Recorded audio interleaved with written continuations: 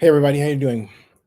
Mike Triplett of New Orleans Football got what has to be the one of the best interviews of the season, regardless of subject, about Jameis Winston because it confirms everything that Jameis family and his team told me and I reported in a live stream that I did just over a month ago, about a month and 2 weeks. And then it goes beyond that because it's Jameis talking directly to Mike. And well, I believe that it's so important. It's something that people should hear, and also the content should be pulled beyond the paywall for accessibility. But I encourage everyone to subscribe to Williams Football just out of respect for what they've done. So I just want to make that clear right up front, and then get right to this. It won't take long to read, and without any further ado, this is actually it right here. And in-depth conversation with Jameis Winston on his health, his desire to play, why he shouldn't have played week 2 against the Tampa Bay Buccaneers, and why he can still thrive in the Saints offense. So Jameis Winston, and from here on out, this will be me reading what Mike Triplett wrote. Part of it is in the text, but there's a link to this as well in that text that I highly recommend you use that and go to subscribe if you want to get the rest of it. Out of respect for them, I didn't publish the whole text here, but I am reading the whole text so that you can, well, get the full information. It's really important. Here we go. Jameis Winston opened up to New Orleans Football on Friday in a fascinating, in-depth conversation about a situation he admits is, quote, challenging, unquote, because of how badly he wants to play football, while knowing he's still not 100% healthy and believes in the, quote, big team, little me mantra. Winston sounded conflicted about whether it's fair for him to be still sitting on the bench behind Andy Dalton, even though he is now healthy enough to go into every game as the backup and is prepared to play every snap if needed. Winston said he specifically asked when the team decided to shut him down and let him head up in London during week 4. Quote, hey, now, if we start doing good things and stuff on offense, I don't want to be in a position where I'm not getting back on the field. And Winston said he was told that wouldn't happen. Winston quickly added, I know nothing is ever promised. Like, that's just business. And more than anything, Winston said he never should have pushed so hard to play in week 2 against the Tampa Bay Buccaneers. An emotional and competitive decision instead of a smart one, after he had just suffered multiple fractures in his back during week 1. Winston also ruptured the peroneal tendon in his foot during the third quarter of that week 2 loss to his former team, the Tampa Bay Buccaneers. And here I'm going to add an editorial comment. Mike should have added that this was at the New Orleans Superdome, one of a set of stadiums that has been pointed out by the NFL Players Association as having a turf problem. And so this obviously is a situation where Jameis was an injury casualty because of that same problem. And that should be in this interview, but isn't. That's the one thing that needs to be cleaned up, if you will. But I can continue and I digress. Here's the rest of the interview. And he played through both injuries in an ugly week 3 loss at Carolina before everyone agreed it was best for him to stop fighting through the injuries. Quote, I put this on me because I shouldn't have played the Tampa game, Winston said. If I didn't play the Tampa game, I don't play bad football on film for people to speculate. But I play that game because I want to fight for my team. I had a lot of emotion in that game. I wanted to beat that team. And I hurt myself even worse. But that's stuff that I'm just going to have to live with. But I'm not going to sit here and act like I made the right decision playing that game even though I wanted to. I should have never did it. I just shouldn't have. Here's Triplett as a side note. He writes, I found those parts of the conversation especially fascinating against the backlash of some fans criticizing Saints players for not playing through injuries in recent weeks, since it shines a light on the potential repercussions. Here is my full conversation with Winston, including his thoughts on why he threw the quote worst deep balls of his career in that Tampa loss. Whether there is a misperception his style can't fit the Saints' short passing game, and while he's still confident he can play the best football of his career when the Saints are playing with a kind of complementary passing game, run game defense that they have displayed at their best this year. New Orleans Football asks, how are you feeling? And how are you dealing with your situation in your current role? Winston, quote, I'm getting better. And that's the biggest thing because I'm not fully healthy. My position right now is to support the team, this team, no matter what position I'm in. That's what I'm here for. I am a leader first. I'm a team leader first. That's why I wear that shirt. Big team, little me. Obviously, I want to play. That's what I work hard for. That's what I prepare for. That was my expectation.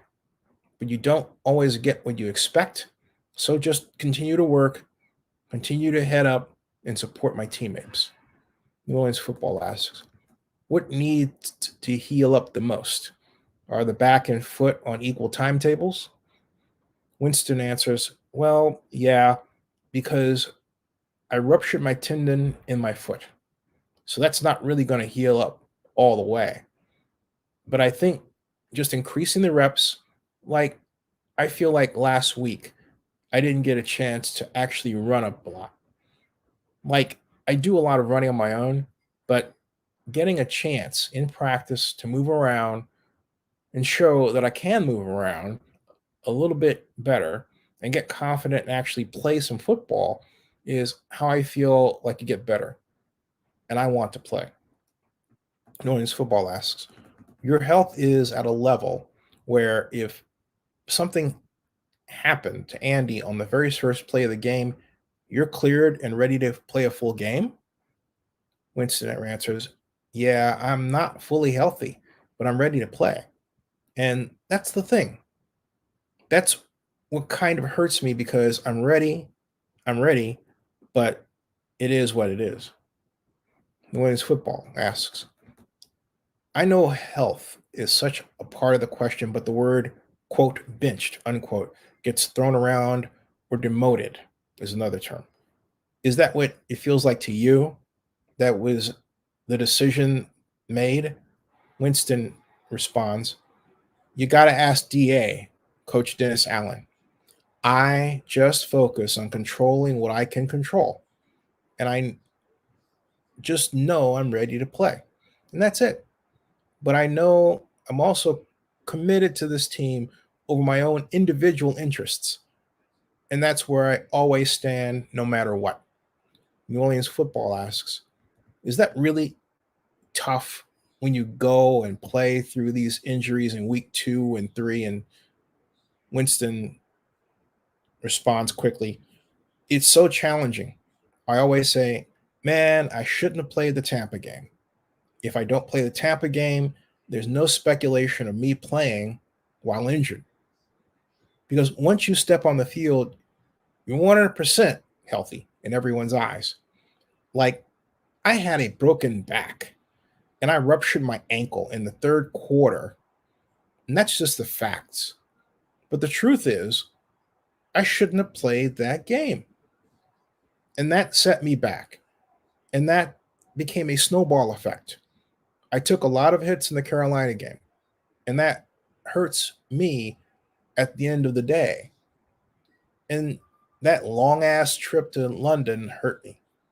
But that's the past. I got to keep on getting better. And I am healing up.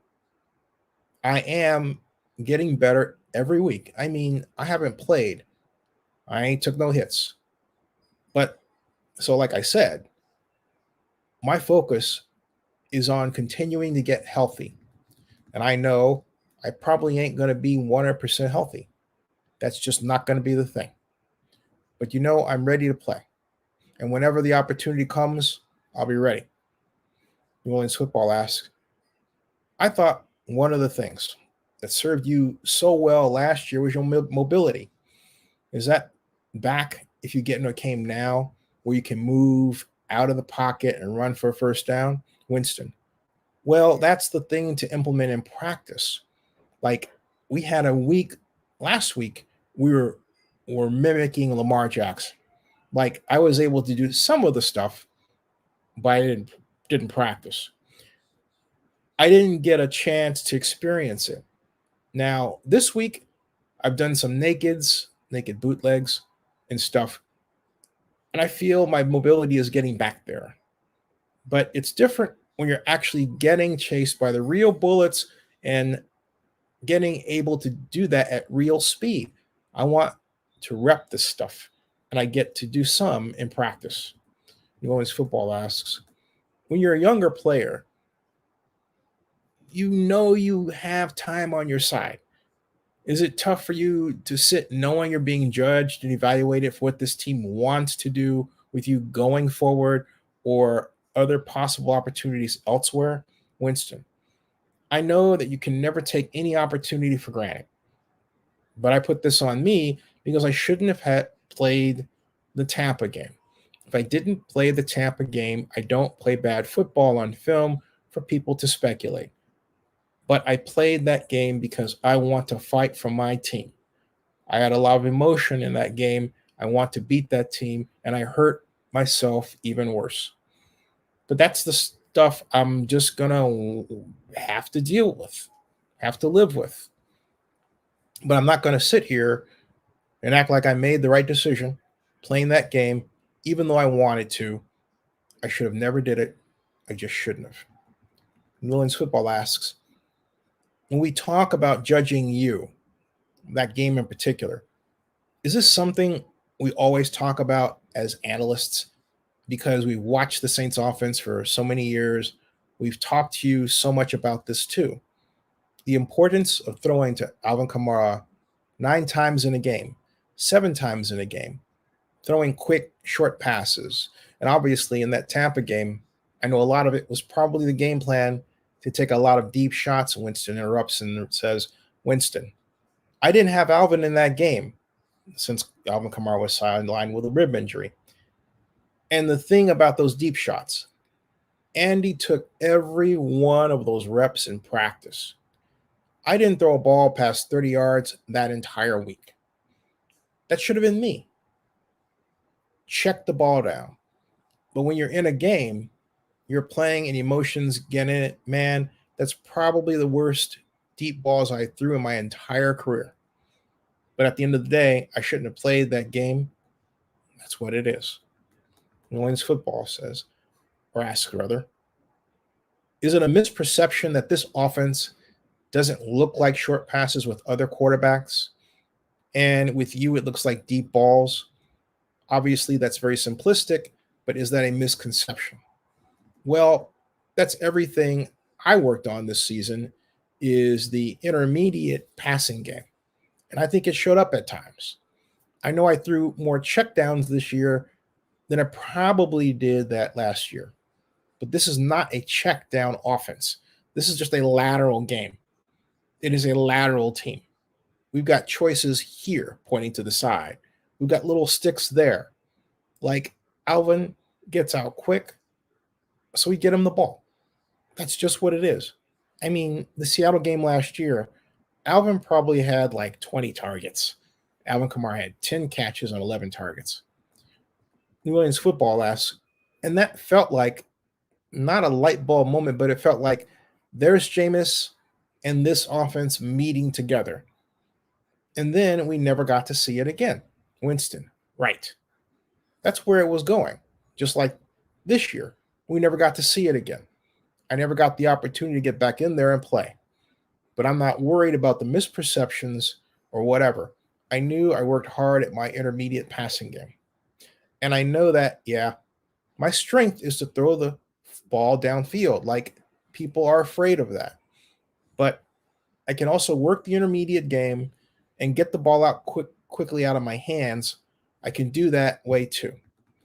New Orleans Football asks, so you played parts of 7, 8 seasons now in the league. But do you genuinely believe the best is still yet to come because of that?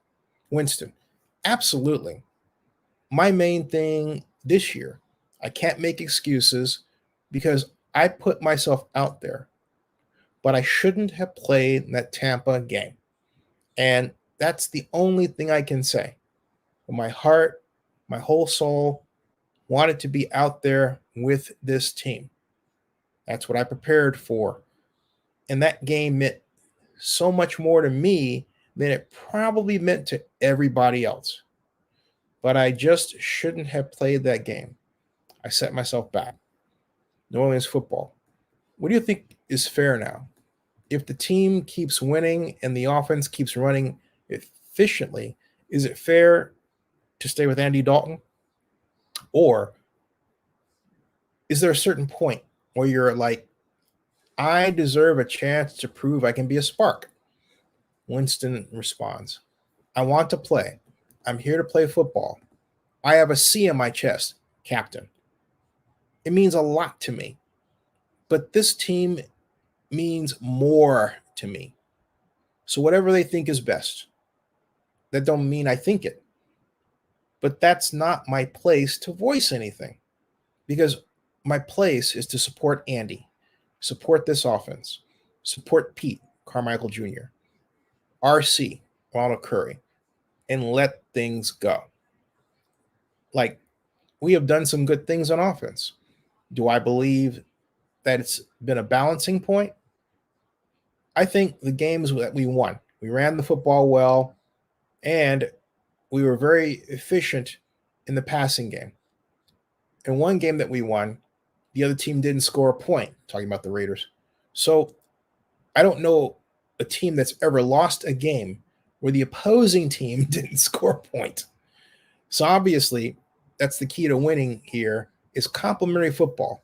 And I think we have definitely displayed that on the offensive side by being efficient in the running game, being efficient in the passing game. I want to be a part of that, right? And when or if my opportunity comes, I will be a part of that.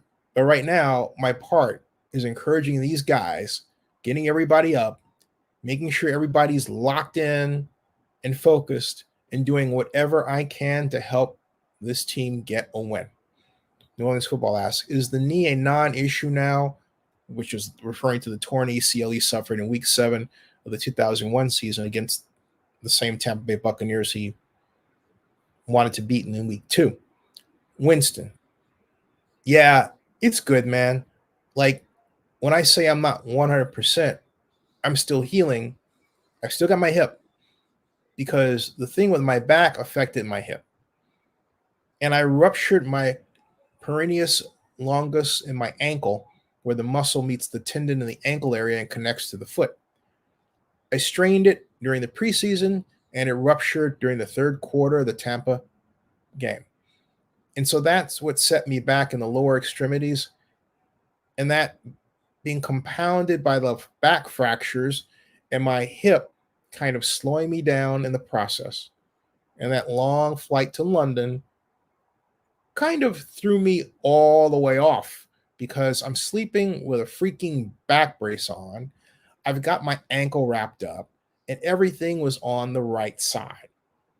And this is the side I plan off of. So I can't run. I took some hits in the Carolina game. So that's just how it added up. Man, I look back to this year, and I just shouldn't have played that Tampa game. I don't got to regret. I just know the truth. The truth is, I shouldn't have played that game. New Orleans Football asks, wouldn't there be a difference if you played in Week 10 versus Week 14? Or you're kind of as healthy as you're going to be right now with these injuries? Winston, well, Yeah, I think it's a difference. Definitely with my ankle. My ankle is a 6-week process, and I'm getting close to that point now. So you're probably in 2 more weeks. This should be healed up. But I'm not going to regain the strength back this year just because of the rehab and the things that go into it. NewOrleans.Football. Do you think they've treated you fairly in all of this? I know they said you're healthy, even though you're not fully healthy. Jameis responds, I'm not fully healthy. If they said that I'm healthy, then that's not the truth. But fairness is like a beauty is in the eye of the beholder. Like I said, my gratitude for this organization is all the way there. I'm just thankful to be here, but I want to play. And that's what my heart says. I want to play, and that's it. I'll be the first person to encourage my teammates and support them no matter what. But I put so much pressure, put so much into this game and prepared to play. Like, that's why I came back here as a free agent this offseason. Because I want to play. I was expecting to be this team's quarterback. So when I got injured, at least the conversations I had were that I was going to be playing. And it didn't turn out that way. Like, I literally had this conversation. We were making the decision to sit in London. Like, hey, now, if we start doing good things and stuff on offense, I don't want to be in a position where I'm not getting back on the field. And that was what said, like, that wouldn't happen. But that happened. But I know nothing is ever promised. Like, that's just business. But it is what it is. And that's where the interview ends. And my feeling about this is that, first of all, great interview. I'll read some of the comments to you. Great interview and insightful into Winston's mindset. You got to root for the guy as is clearly team first, and I hope he gets a chance soon. Exactly right. Good interview. Sounds like we have Dalton for a few more weeks. I just hope he can play on the tail end of the season, talking about Winston, and build some momentum for next season. Paul says, great interview, man. You got to feel sad for Jameis. I don't really understand why they're still holding on to Dalton. I mean, the offense got outplayed last week, and Dalton wasn't shining in the last weeks either. I get that there was rhythm and the offense got going, but so did the running game and the O-line play. This isn't all on Dalton.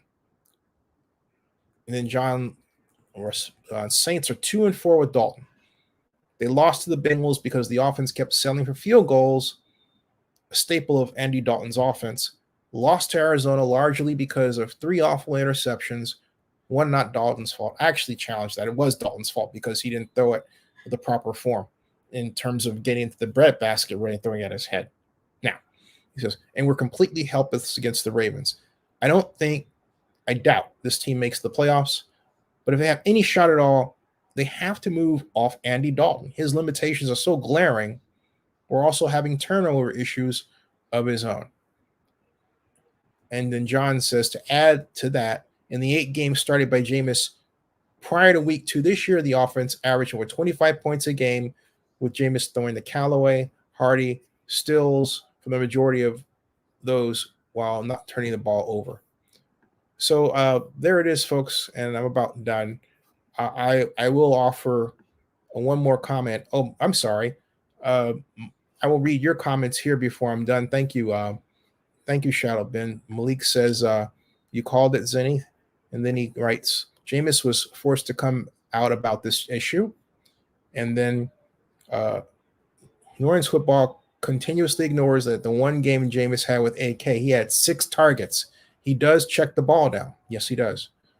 Malik Smooth says they should have asked if Dennis Allen apologized for being a snake. And then Gregory Bosworth adds, 2-4 with Dalton, he's not the answer. And then Jeremy B. Student Pilot, hey, how you doing? Writes, also, when Sean Payton left, that hurt Winston. I 1,000,000% agree with you.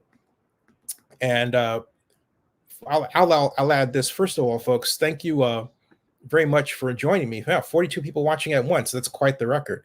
Let me end this by stating that Mike Martz visited Saints last year, and I thought that they were going to incorporate some of his passing approach. And you don't have to have Jameis way back there, 8, 9 to 10 yards back throwing the deep pass.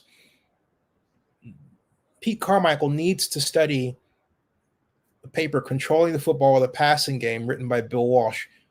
In 1978, that's actually the heart of the West Coast offense philosophy and approach that Sean Payton then learned for himself and installed. And I have a feeling that, to me, Pete Carmichael needs to be taught that. The Saints need to go back to the fundamentals of controlling the football with a passing game, which is where they were with Jameis and what Jameis was learning and doing last year and excelling at. He was 5-2 for his first game out against the Packers, a game no one saw coming. Jameis threw 5 touchdown passes. You saw it, I saw it, we saw it, okay? We know what Jameis Winston is capable of in the right offense. In Hueytown, he played in a empty formation offense that didn't throw deep, it threw intermediate passes because the offensive formation spread the defense out. So they got open. Now you're going to say it's high school. Well, but it's also still football. And the fundamentals of football are still there. And they weren't playing opponents that were glaringly worse than they were, okay? Or better for that matter. The model was there. And I also remind you that the Saints have empty formations, but they used them for Drew Brees. You have never seen them with Jameis Winston, either last year or this year.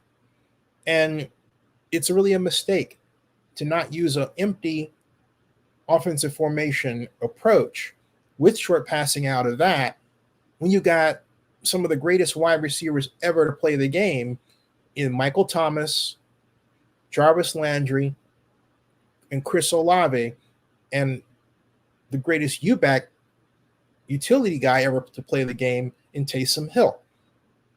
5 wides allows them all to get on the field. And New Orleans native says, I want Jameis to stay our quarterback starter, but I don't want him risking re-injuring his back. I agree. I believe he will be great when fully healed. I completely agree with you. Absolutely. And I'm only saying that my contention is this, that it seems like in Dennis's head, he thought, I'm going to play a different kind of offense that features deep passing with Jameis and have him take hits. But the minute he's gone, I'm going to go back to a short approach. Now, you can interpret that as, hey, I've got a black guy that can throw deep, but when he gets hurt and injured and he's out, I can go back to the formation, the offense I would play with any quarterback who happens to be white. That's the action. What it should be is you have one offensive approach. Bill Walsh would never have done that.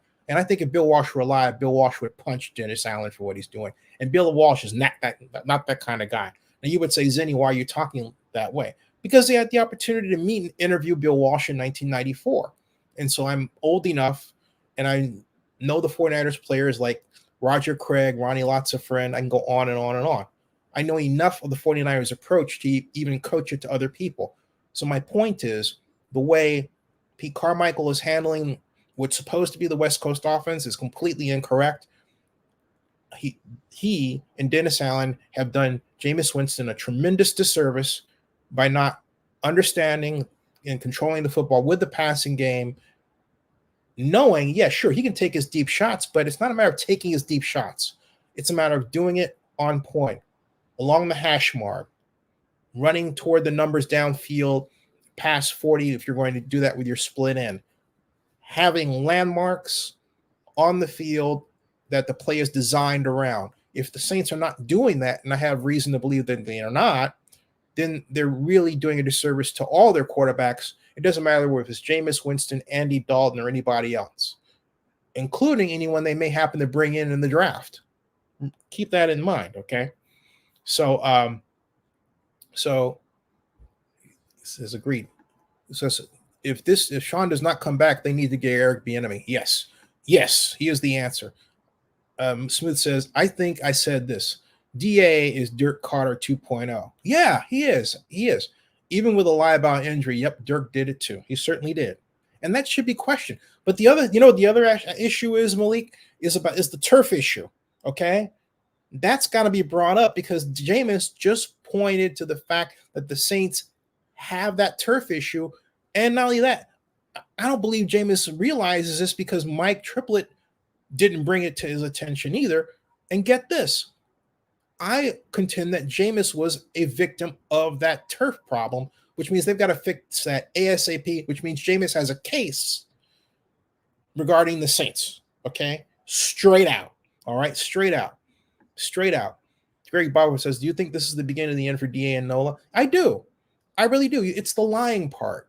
It's the dishonesty part. Okay? It's the lack of attention. Look, I'm a Raiders fan, and I've covered the Raiders as well. I've covered the NFL. I've interviewed general manager Reggie McKenzie, and I called for Dennis Allen's firing as a Raider head coach because he did not pay attention to detail, and that problem still remains with us. And he says, I hope so, man. And absolutely. He says, where does ownership fall in all of this? A great question. I do not know the answer of, but I'll try to get it. And then Malik says, Michael Thomas, Jarvis, and Trevor Penning. Yep, injured. All injury casualties. Michael Thomas has as big a case as Jameis.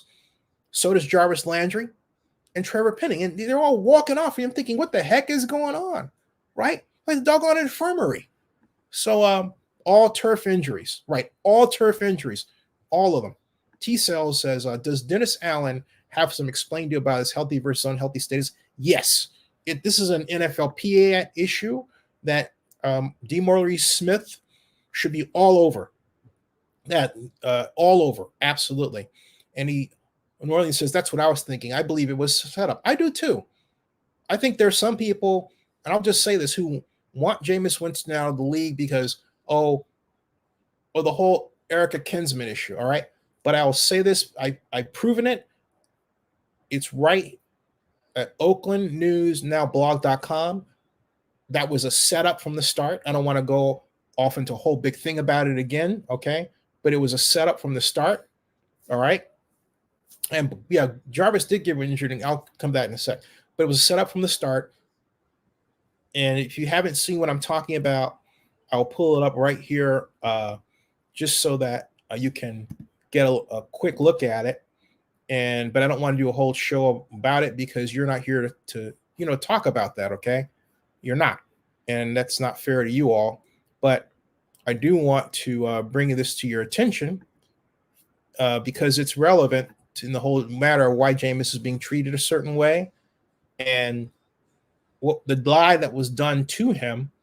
And it's all at OaklandNewsNowBlog.com. All you have to do is scroll down. It's right here. Erica Kinsman. There it is. Excuse me. And it'll open in about 3 seconds, 2 seconds, 1 second or so. And there it is. Let's just scroll down. And that's it. That is Erica with Jamal Roberts. She went to high school with him. He went to college in Kent while she was at Florida State, where she hooked up with Jameis at a bar. Still loves her cocktails, as you can see.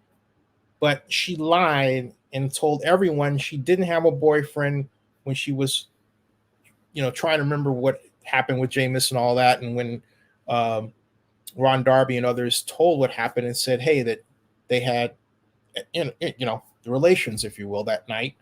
But she swore that she had not a boyfriend. But it turned out, according to doctor reports, that she had had sex with 2 black men that night. First Jamal, and then 8 hours later, Jameis, okay? Now they live in Florida, in Brandon, Florida. It's all public information. And if you do the math, the settlement money they got from Florida State in 2016 tracks right to when Jamal bought his house in 2017, and then Erica moved in with him just 2 years later, and they got married in New York this year. That's from New York, okay? So this is all a setup. All a setup. And her auntie, who is a lawyer, said, "Oh, her daughter, her niece, excuse me, doesn't date black guys." Well, you can see that's not true. There are people still talking about Jameis as if he did something, and I believe that Jameis and his people have a reason to go back and charge fraud, along with Florida State. Florida State should be all over this. So my point is, in a lot of ways, this is about treating somebody who should simply have been a great quarterback, allowed to be a great quarterback, but everybody had these stupid ideas. Make him throw deep, put him in stupid offenses, let him get injured, let him play injured, all around race. Treatments they would not have done to him if he were a white quarterback. Let's just get that out of the way. All right? It's psychotic, folks. You should not allow psychotic behavior with a football team. It doesn't help Jameis.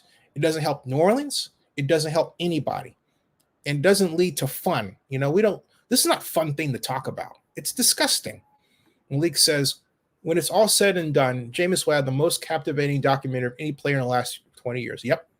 He says, this all seems fishy to me with DA. He's lost all credibility. Yeah. Hang in there, with the team and the organization, because I like Mrs. Benson a bunch. I love her. And I think that she's got a great heart. And once she knows the truth about this, she'll straighten that out for everybody. Okay. Everybody. She'll straighten it out for Mickey Loomis. She'll straighten it out for Dennis Allen. She'll certainly straighten it out for Jameis in a way that helps Jameis and his family and gives him the rightful place that he wants. I really have a great deal of faith in the Benson, Mrs. Benson, and her organization. So I'll leave with that, and I'll come back and do another one. Subscribe to Zenny62 and bookmark oaklandnewsnowblog.com. But I really encourage you, to subscribe to New Orleans Football. I don't have a stake with New Orleans Football at all, but they did a fantastic job, and I think Mike Triplett is to be congratulated for an outstanding interview with Jameis. Timely, but also my only criticism is maybe you didn't realize this at the time, but you were so excited. I get it. But that whole turf issue that points directly at the Superdome match by my good friend Doug Thornton. All right. Doug will be all over fixing this in a second.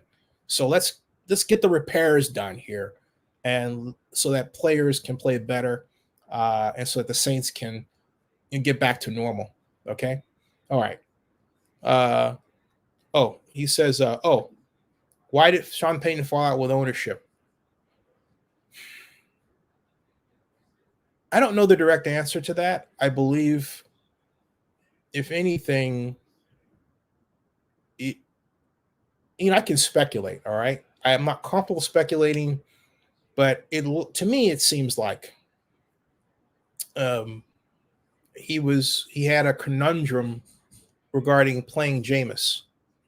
And as it was told to me by Jameis' family and Jameis' team, get this, the Saints didn't know what they had in Jameis Winston. They bought all the hoopla about his interceptions and all that, which shocked me, because I thought if you're running a multi-billion-dollar organization, you know about how to design an offense by controlling the ball of the passing game. You understand the science of football, so you're not buying into the myth. But the reverse was true, folks, which leads to a remark that a friend of mine once made, because we both cover the league at the owners' meetings, that the NFL is really the biggest collection of mom and pops in the world, right? In terms of per mom and pop value, if you think about it, okay? But regardless, it is irresponsible to run an organization in an unscientific way. And that's what happened with the Saints. So the Saints get Winston because, okay, he's out there and he's available, and he had a great, pedigree, Heisman Trophy winner, national champion, right? But all they're thinking about is he threw 30 interceptions. They're not thinking, wait a minute, he did so in an offense, first of all, known for the Carson Palmer said this about the Bruce Arians offense, that it takes you a year. He threw 22 himself, did Palmer. It takes you a year to get acclimated to the offense, okay? And it takes you a year. But Jameis didn't get that year. What happened, however, was that Jameis was asked to throw not without steps. For example, the Walsh offense, 1, 2, 3 steps, fire. 1, 2, 3, 4, 5 steps. And even if it's 5 steps, it's three big steps and 2 little ones, okay?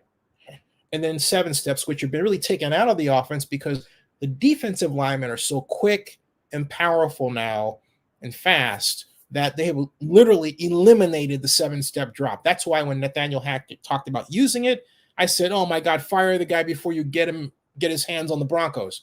Well, we've seen the results from that, okay? But my point is, scientific understanding of the physics of football is fundamental success. For an organization like the Saints not to do it is criminally bad. So they didn't know what they had in Jameis. They just thought he was a big thrower, right? As opposed to a field general capable of running a ball control passing offense. And then guess what happened? They discovered last year they had a guy who could do that, all right? And then he got injured against the Bucs. But they discovered it too late because the Saints spent the summer having this ridiculous competition between he and Taysom Hill, who is a U-back guy and not a standard hybrid quarterback. That was a comparison that was disrespectful to Jameis and his accomplishments and his capability, okay?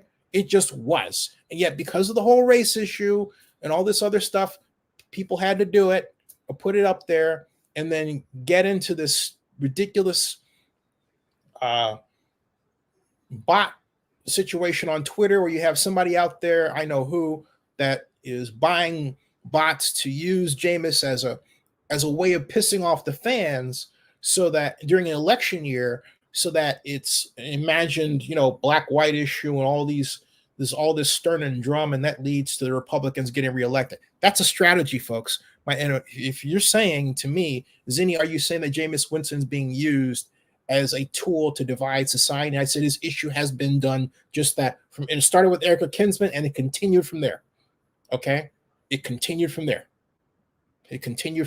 All right? So, Greg says, you have to do your due diligence. Jameis went through some 40 times in games. Right, he certainly did. In a deep passing system. Remember that Rams game that the Bucs played with him? They threw a humongous lot of yards, I think 530 yards, something like that. And yeah, Tom Brady also threw a lot of interceptions in Bruce Arians' offense. They had to adjust it. And I predicted that was going to be the case in one of my videos, all right? He says, 40 times in 9 different games, says Malik. Greg Bosworth says, many of the interceptions were not his fault, but that doesn't get mentioned.